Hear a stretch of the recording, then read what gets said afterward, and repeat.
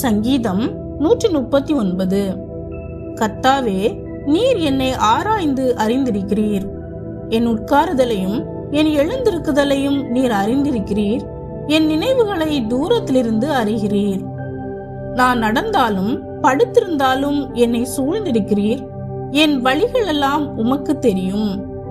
என் நாவில் சொல் பிறவாததற்கு முன்னே இதோ கர்த்தாவே, அதையெல்லாம் நீர் அறிந்திருக்கிறீர். முற்புறத்திலும் பிற்புறத்திலும் நீர் என்னை நெருக்கி உமது கரத்தை என் மேல் வைக்கிறீர். இந்த அறிவு எனக்கு மிகுந்த ஆச்சரியமும் எனக்கு எட்டாத உயரவுமாய் இருக்கிறது.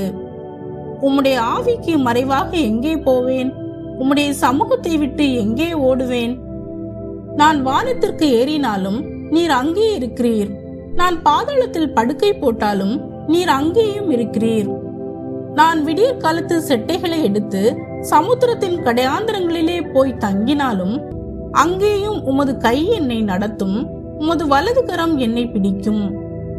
இருள் என்னை மூடிக்கொள்ளும் என்றாலும் இரவும் என்னை சுற்றி வெளிச்சமாயிருக்கும்.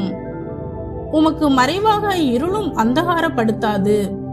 இரவு பகலை போல வெளிச்சமாயிருக்கும். உமக்கு இருளும் வெளிச்சமும் சரி. நீர் என் உள்ளிந்திரியங்களை கை கொண்டிருக்கிறீர். என் தாயின் கர்ப்பத்தில் என்னை காப்பாற்றினீர். நான் பிரமிக்கத்தக்க அதிசயமாய் உண்டாக்கப்பட்டபடியால் உம்மை துதிப்பேன். உமது கிரியைகள் அதிசயமானவைகள். அது என் ஆத்மாவுக்கு நன்றாய் தெரியும். நான் ஒளிப்பிடத்திலே உண்டாக்கப்பட்டு பூமியின் தாழ்விடங்களிலே விசித்திர வினோதமாய் உருவாக்கப்பட்ட போது என் எலும்புகள் உமக்கு மறைவாய் இருக்கவில்லை.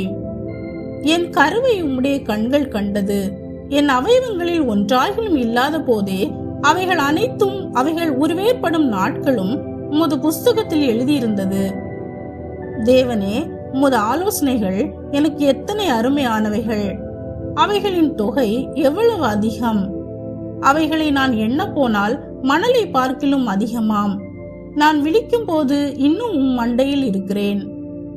தேவனே, நீர் துன்மார்க்கனை அழித்தீரானால் நலமாயிருக்கும். இரத்த பிரியரே, நீங்கள் என்னை விட்டு அகன்று போங்கள். அவர்கள் உம்மை குறித்து துன்மார்க்கமாய் பேசுகிறார்கள். உம்முடைய சத்துருக்கள் உமது நாமத்தை வீணாய் வழங்குகிறார்கள்.